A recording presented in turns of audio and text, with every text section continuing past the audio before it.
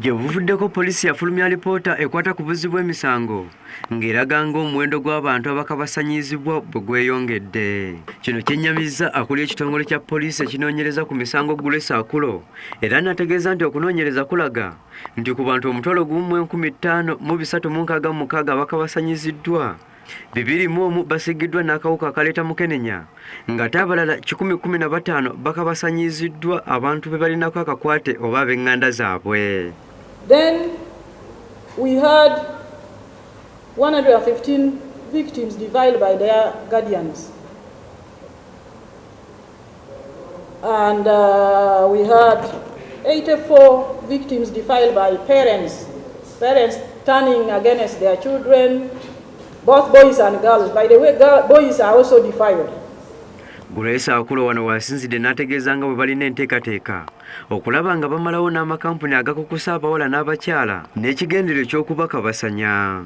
Is up in arms to ensure that our women are not trafficked and exploited in other countries, and if it happens, then the perpetrators should be brought to book.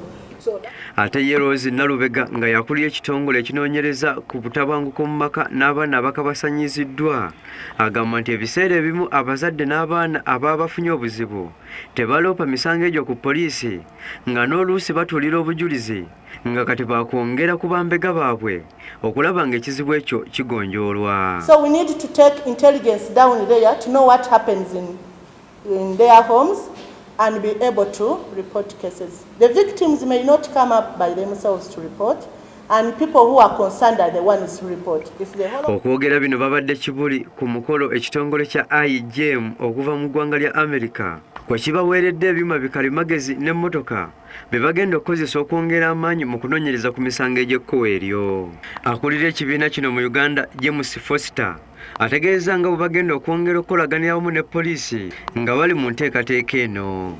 All of us, we're so much more effective when we work together, right? Collaboration, partnerships.